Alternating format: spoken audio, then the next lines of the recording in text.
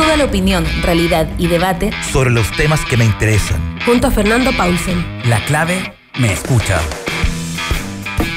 ¿Cómo están? Bienvenidos a Combinación Clave. Iniciamos una nueva semana. Estamos al lunes 13 de julio y ya tenemos a nuestro primer entrevistado dispuesto. Él es el diputado de la Democracia Cristiana, Matías Walker. Diputado, ¿cómo está? Muy bien, Fernando, ¿cómo estás tú? Muy buenos días.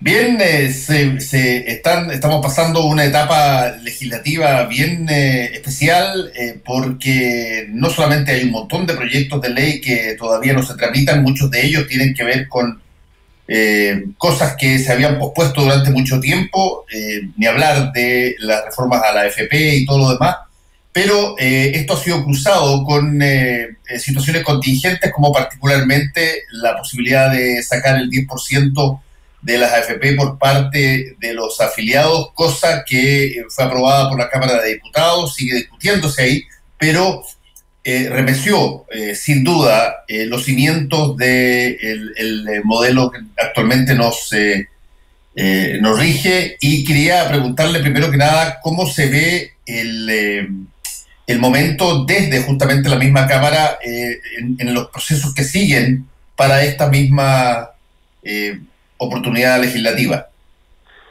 Sí, bueno, mañana tenemos debate en particular. La semana pasada se aprobó el proyecto en general, la idea de legislar, que era muy importante, porque si no teníamos los 93 votos, la historia se terminaba ahí.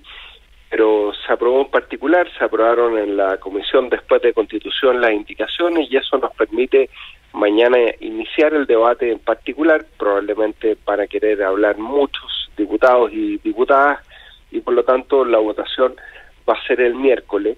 Y quiero ser súper claro en esto, Fernando, necesitamos los mismos 93 votos, y eso incluye a diputados de Chile Vamos, que me imagino que si ya estaban sujetos a presiones la semana pasada, las presiones que van a tener esta semana van a ser horribles.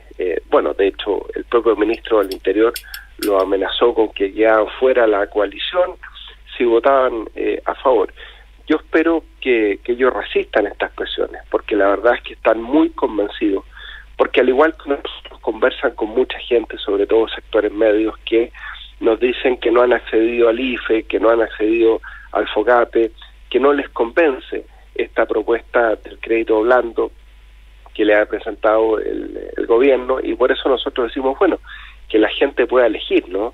Si quiere tomar ese crédito solidario, que entre paréntesis el proyecto de ley todavía no ingresa al Congreso, o quieren ejercer este derecho a retiro del 10%, bueno, que puedan elegir y lo puedan hacer. Estamos conversando con el diputado Matías Walker. Sí, diputado, hay un punto que es interesante en muchas de las cosas que están ocurriendo, y tiene que ver con estas cosas son todas complementarias, o si es que se aprueba por ejemplo, el 10% de las AFP, no necesariamente se tendría que recurrir al FOGAPE Plus y todo lo demás, o todos estos son acumulativos. A ver, hasta el momento es absolutamente compatible con cualquier otro beneficio, y lo que se ha establecido es que este es un beneficio para todos los afiliados al sistema de capitalización individual del decreto ley 3.500. El diputado Eduardo Durán, de Renovación Nacional, planteó que la gente tuviera que elegir entre uno y otro beneficio, que es una discusión que, si el proyecto se aprueba y pasa al Senado, se va a seguir dando. El problema es que nosotros no podemos poner en una norma constitucional que la gente tiene que elegir entre retirar el 10% que estamos aprobando en esta disposición transitoria y un programa que todavía no existe, que todavía ni siquiera se traduce en un proyecto de ley. Vamos a ver lo que plantea el propio gobierno en el proyecto, pero hasta el momento, como está redactada la norma, lo que se va a votar el miércoles, es compatible ambos beneficios. Diputado, a mí me da la impresión de pronto, y lo he dicho aquí en los últimos días, que lo que estamos viendo desde el punto de vista de esta aprobación que se hizo del 10% de la AFP tiene que ver con una situación, si se quiere, que se genera sobre la base de la resistencia a poder haber generado mecanismos de ayuda directa a las personas más eficientes o más potentes desde el principio. O dicho de otra manera, se tuvo que recurrir a la idea creativa, si se quiere, del 10% de los fondos de las AFP, porque habían fallado una serie de cosas antes que podrían perfectamente haber evitado que se recurriera a los fondos de pensiones. ¿Usted lo ve así también o no? Absolutamente, Fernando. Yo recuerdo que el 28 de abril la oposición, toda la oposición, hicimos una propuesta de una renta básica universal de emergencia, que llegara al 90% de los sectores más vulnerables. No porque fuéramos adivinos, sino que porque habíamos visto lo que había pasado con esta pandemia en el hemisferio norte. Veíamos que estábamos muy poco preparados del punto de vista sanitario, del punto de vista socioeconómico, a diferencia de lo que decía el presidente Piñera, y por eso propusimos esta renta básica universal por 6 meses, que superara la línea de la pobreza, porque veíamos que era la única manera que las personas pudieran cumplir con las medidas de aislamiento mínimas, de confinamiento, quedándose en la casa y no teniendo, sobre todo en el caso de los trabajadores informales, que salir a buscar su sustento. Bueno, el resto de la historia ya la sabemos, el IFE 1.0, que fue un desastre, el rechazo del veto del gobierno, 3 ministros celebrando en la testera de la Cámara no haber propuesto un peso más que los 65.000 pesos del IFE 0, y ahí se generó un descontento muy grande, y después el acuerdo para el IFE 2.0. Pero a pesar de ese acuerdo, que fue muy positivo a instancia del Colegio Médico, en que participaron 16 economistas al día de hoy, y nosotros estamos en permanente contacto con la gente en nuestras regiones, nos dicen, diputado, no hemos podido acceder tampoco a este IFE 2.0. Tuvieron que cambiar el indicador. Al principio era el registro social de hogares, después crearon un nuevo indicador. Dijeron ahora que este nuevo indicador quedaba afuera, que volvíamos al registro social de hogares. En fin, y lo dijo Mario Desbordes, y yo creo que tiene razón. Si no hubiéramos puesto en tabla, no quiero ser autorreferente, pero si yo no hubiera puesto en tabla como presidente de la Comisión de Constitución esta reforma constitucional, que el proyecto no es mío, es de Jaime Mulet y otros diputados, yo no sé si el gobierno hubiera puesto arriba de la mesa este plan clase media plus. Y cuando uno ve la encuesta CADEM, Fernando, hoy día, el rechazo a esta propuesta del gobierno para la clase media es muy grande, versus el tremendo apoyo que tiene la posibilidad para la gente de elegir el retiro del 10%. Digo la posibilidad de elegir porque hay como un 45% de las personas que dicen que ellos no retirarían el 10%, lo que me parece muy bien. Por eso lo que nosotros hemos dicho es que le demos la posibilidad a la gente de elegir. Diputado, mucho se ha dicho de que esto es algo que básicamente fue una idea, como usted dice, un proyecto de ley generado, entre otros, por el diputado Jaime Mulet, y que se apunta con el dedo a países específicos donde se intentó hacer esto, particularmente Perú salta siempre, y que fracasó estrepitosamente. Pero de pronto hemos estado leyendo reportes de varios países que dieron acceso a un porcentaje de fondos que habían de pensiones para justamente enfrentar la pandemia. ¿Han visto el análisis comparativo internacional de medidas como esta? Bueno, efectivamente, Perú puede ser el caso extremo, porque un 25%, está Australia, está España, está Portugal, Estados Unidos incluso lo implementó como autopréstamo, y en todos estos países no se ha producido una debacle.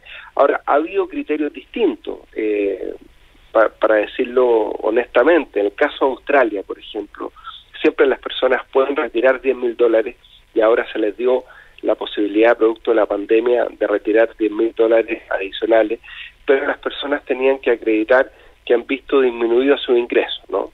Bueno, sí. Es algo que podríamos discutir, Pero el problema, Fernando, es que el gobierno se ha mantenido absolutamente ausente de esta discusión. Están como picados, como no quieren que debatamos ni siquiera este proyecto. Los ministros ni siquiera fueron el día jueves, cuando vimos el proyecto en particular, a presentar sus propuestas, a presentar su opinión. El ministro de Hacienda nos amenaza por los medios de comunicación de que estamos rompiendo el pacto constitucional. O sea, ya es una cosa impresionante. Yo quiero decir, Fernando, una sola cosa referente a ese tema. Este proyecto fue declarado admisible por el presidente de la Cámara de Diputados, que es Diego Paulsen, que es un militante de Renovación Nacional, que es un diputado de gobierno, que votó en contra de este proyecto de ley, pero reconoció que era admisible, porque ¿cómo va a ser inconstitucional una reforma constitucional? Máxime cuando estamos estableciendo un artículo transitorio, una situación específica, producto de la pandemia. Y por eso se declaró que era absolutamente admisible y que se requerían 3/5 de los diputados en ejercicio para votarse el proyecto en general y en particular, tal como se aprobó. Entonces veo a un gobierno absolutamente desconcertado, tratando de sacar a última hora este plan Clase Media Plus, que todavía no lo conocemos, que probablemente no lo habrían presentado si nosotros no hubiéramos puesto en discusión esta posibilidad del retiro del 10%. Yo dije una frase que a algunos no les gustó. Yo dije que el presidente de la República se estaba transformando en un obstruccionista de los proyectos de ley que le interesan a la ciudadanía. Y eso porque además vetó el proyecto que pedía el corte de servicios básicos, que había sido aprobado por diputados y senadores de gobierno y oposición. Entonces, yo espero que el presidente Chile Vamos hagan una profunda reflexión de todo lo que está pasando y tratemos de interpretar a la ciudadanía las angustias que está pasando y cómo darle la posibilidad efectivamente de sortear esta crisis en mejores condiciones. Estamos conversando con el diputado Matías Walker. Matías, hay varias personas, y sobre todo en las redes sociales se ha insistido mucho este punto, de que lo que estamos presenciando aquí es un golpe a, digamos, la quilla de el modelo de pensiones, no solamente a una situación posible de contar con fondos para enfrentar la pandemia, sino la posibilidad de generar un daño lo suficientemente importante a las pensiones para que se pueda avanzar finalmente a todas las promesas de reforma que se han hecho por los dos últimos gobiernos en los últimos 12 años. ¿Qué tanto se ve así también? Sí, yo en eso quiero ser muy claro, Fernando, y te agradezco la pregunta. En el ánimo de quienes hemos propiciado este proyecto de reforma constitucional, que lo hemos defendido, lo hemos aprobado, no está hacerle daño a las pensiones de los chilenos, todo lo contrario. El ánimo es que puedan disponer de una parte de su patrimonio. Durante 40 años los chilenos les han dicho que ellos son dueños de sus fondos previsionales. Bajo ese predicamento, el presidente Piñera, cuando era candidato, fue un férreo opositor a la reforma constitucional de la presidenta Bachelet, que proponía mecanismos de solidaridad, sobre todo en favor de quienes habían jubilado bajo pésimas condiciones bajo el sistema de AFP. Este es un proyecto con un alcance muy determinado y específico, y lo dijeron los diputados de Chile Vamos, estos 13 valientes que votaron a favor del proyecto, que ellos tampoco, desde la perspectiva de ellos, no quieren terminar con el actual sistema de pensiones, quieren darle derecho a la gente a retirar este 10%. Es una disposición transitoria para el solo efecto de poder retirar este 10%. Lo que pasa también es cierto, acá se mezclan dos cosas. Uno, el deseo de la gente de poder tener liquidez para poder enfrentar la crisis, que de otra manera no la han podido obtener con los otros instrumentos del Estado.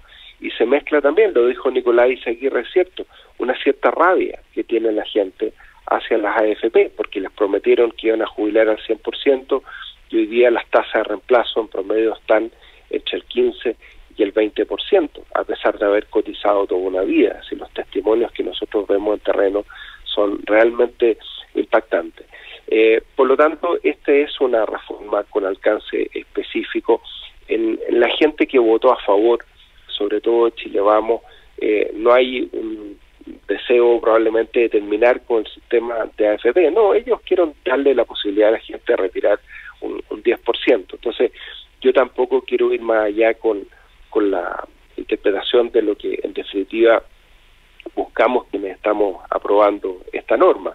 Obviamente, la reforma previsional más importante, la que se está discutiendo en el Senado, nosotros ya la aprobamos en la Cámara, introduce mecanismos de solidaridad que fueron resistidos por el gobierno tiene minoría, el Congreso no podía hacerlo de otra manera, incorpora la variable que las personas puedan cotizar en una cooperativa sin fines de lucro, es decir, termina con el sistema de ahorro forzoso. Pero eso es parte de la discusión de la agenda larga que está en el Senado. Estamos conversando con el diputado Matías Walker. Yo reconozco que, lo dije aquí en este programa también, me impresionó bastante la transformación que desde un punto de vista, si se quiere, de la comunicación personal, llamémoslo así, ha tenido en esto, a raíz de justamente esta votación, el ministro de Hacienda, Ignacio Briones, de ser una persona que tenía una empatía mucho mayor que otros ministros de Hacienda en el gobierno del presidente Piñera, declara una frase que a mí me pareció casi una declaración, pero que no necesita nada más sobre el sistema completo. Cuando él dice que la gente cree que accederá a un retiro mágico porque la gran mayoría tiene poco y nada en sus cuentas. Eso me parece a mí, he visto pocos, si se quiere, pocas declaraciones que de alguna manera registren tan claramente el fracaso de un sistema como esta frase. ¿Qué significa, por ejemplo, que una cosa que tiene 40 años funcionando y que ya a estas alturas hay mucha gente que se pensiona todos los días? El ministro de Hacienda diga de que la gran mayoría tiene poco y nada en sus cuentas. Bueno, de lo que estábamos conversando recién, Fernando. Efectivamente, yo veo al ministro Ignacio Briones, que había partido muy bien, y había partido con mucha capacidad de diálogo, lo veo absolutamente desencajado, lo veo superado por las circunstancias, superado por la crisis. Es una fase muy mala, porque efectivamente él reconoce el fracaso del sistema de pensiones chileno. Y por eso mismo, dicho sea de paso, yo quiero explicar por qué nosotros dijimos que en el caso de las personas que su 10% equivale a menos de 1 millón de pesos, 35 UF, que es el monto mínimo para retirar, nosotros le damos la posibilidad de retirar el 1 millón de pesos. Incluso las personas que tienen menos de 1 millón de pesos, de retirar todo el saldo que tienen. Por una razón que explicó muy bien Mario Desbordes la semana pasada. Hay personas que no tienen por qué estar en el sistema de capitalización individual con ahorros de 500.000 pesos, 400.000 pesos, y eso a lo más le va a dar 20.000, 30.000 pesos al mes el día de mañana. Esas personas van a terminar igual en el pilar solidario. Caso típico, la mujer que abrió una cuenta de AFP para recibir el bono por hijo de la reforma previsional y que no ha estado imponiendo. Esas personas van a terminar en el pilar solidario. Por eso es que nosotros hablamos que es tan importante terminar en un sistema de seguridad social que sea más solidario. Y un poco el fondo solidario que proponemos en este proyecto responde un poco a esa lógica, a la lógica de complementar las pensiones de quienes ejerzan este derecho a retiro con un criterio de solidaridad y con un criterio también progresivo. Nosotros estamos proponiendo que este fondo se regule por ley, una ley que va a tener que enviar al Congreso este ministro de Hacienda y este gobierno, porque la reforma constitucional mandata al gobierno a enviar un proyecto de ley, y ahí probablemente se va a establecer las condiciones bajo las cuales, de manera progresiva, es decir, siempre favoreciendo a los que tienen menos, se complementen las pensiones de quienes ejercieron este derecho a retiro. Pero efectivamente yo veo al ministro muy desencajado. Fue lamentable su declaración de que nosotros estábamos desconociendo el acuerdo del 15 de noviembre. Sí, yo estaba ahí, Fernando, y lo que más insistieron los diputados, los presidentes de Chile Vamos, es que mientras no se derogara la actual Constitución, mediante el plebiscito ratificatorio de la propuesta de la futura Convención Constitucional o la Convención Mixta, continuaba vigente la actual Constitución, incluyendo el poder constituyente que tiene actualmente el Congreso. Si esta reforma constitucional no la aprobamos con los votos de la oposición, la aprobamos con los votos de diputados de oposición, pero también de gobierno, si no, no hubiéramos tenido los quintos, que es un altísimo quórum. Así que veo al ministro muy errático en sus declaraciones, sobre todo en las últimas 2 semanas. ¿Y no han habido intentos, Matías Walker, por parte del gobierno de tomar contacto después de la votación de tal forma de ver si es que existe algún camino alternativo antes de que esto siga su proceso en el Congreso, o los bandos se separaron ya definitivamente y no hay punto de contacto? No ha habido ningún contacto, no ha habido ninguna reunión, por lo menos de las que uno sepa, ¿no?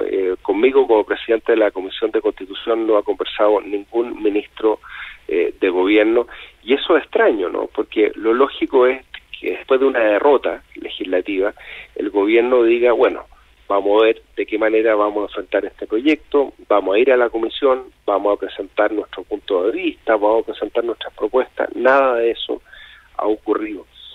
Fíjate, Fernando, que nosotros teníamos más diálogo con Felipe Larraín como ministro de Hacienda, con todas las críticas que pueden haber del manejo de Felipe Larraín después del estallido social del 18 de octubre.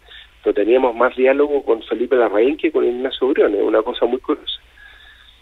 Sí, bueno, convengamos que aquí están pasando cosas también al interior del gobierno que son de resorte interno, digamos, cuando la presidenta de uno de los partidos más históricos de Chile Vamos, como es Jacqueline Van-Rieselberghe y la UDI, acusa directamente a el ministro del Interior de debilidad, de no hacer todo lo que sea necesario en materias que tienen que ver con la seguridad, particularmente en la Araucanía y todo lo demás.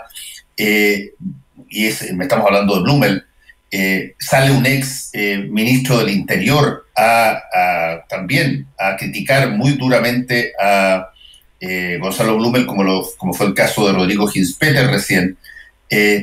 Lo que realmente empieza a aparecer es una búsqueda de que esta situación se ordene sobre la base de la clásica medida de un cambio o ajuste de gabinete, que eventualmente podría llevar a una toma de decisiones distintas por parte del gobierno de varias materias, incluyendo probablemente el desorden que se les produjo con la votación de los 13 diputados en el tema de las AFP.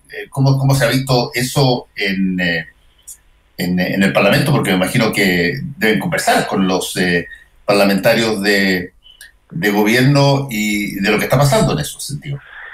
Sí, yo converso mucho con diputados de Chile Vamos, y ellos ven un divorcio entre el segundo piso de la moneda y lo que está pasando en la calle.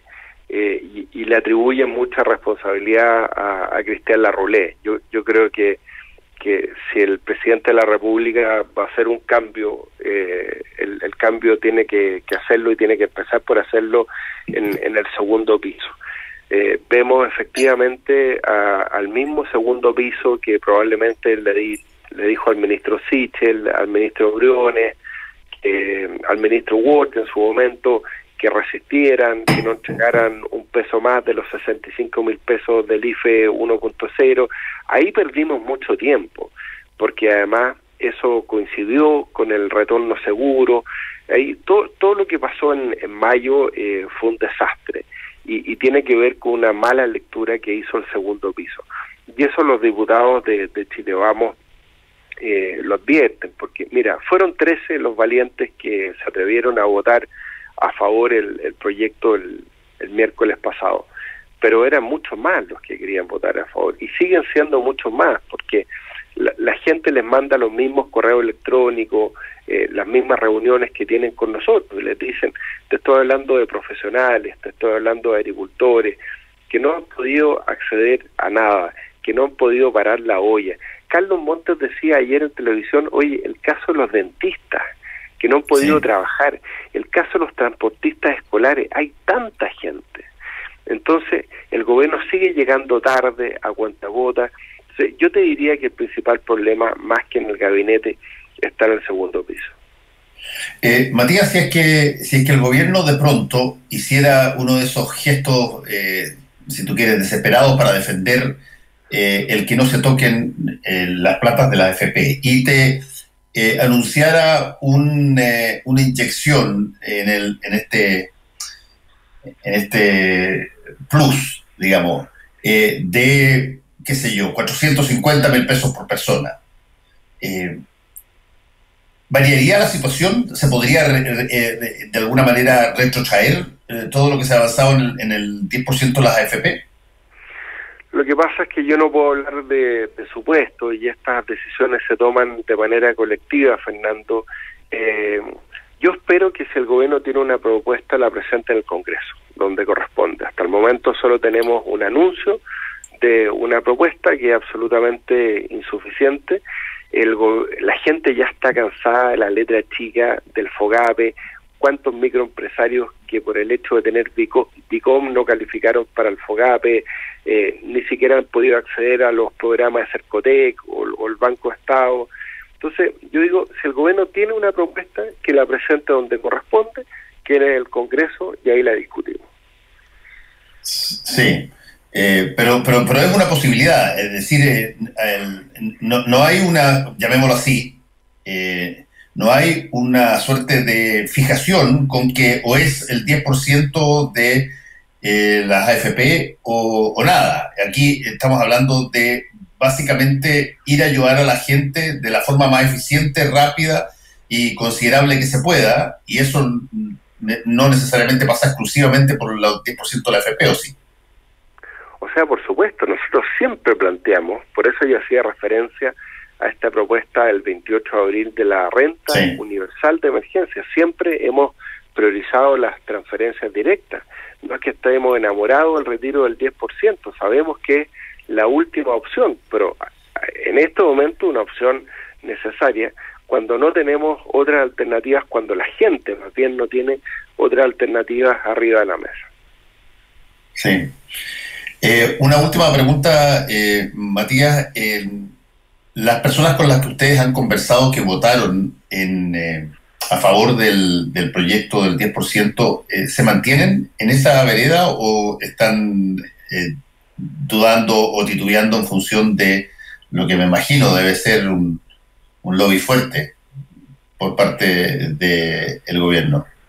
Sí, yo he conversado con algunos, están sujetos a montones de presiones públicas y privadas, los amenazaron con excluirlos de Chile Vamos, pero bueno, ahí el rol de Mario Desbordes está, porque Mario Desbordes dio libertad de acción la semana pasada, y yo espero que Mario Desbordes proteja a sus diputados que quieren votar a favor y no permita que los amenacen desde la moneda. Sí. Bueno, queremos agradecer al diputado Matías Walker por este contacto con Combinación Clave. Que le vaya muy bien, cuídese. Gracias, Fernando, que estén bien.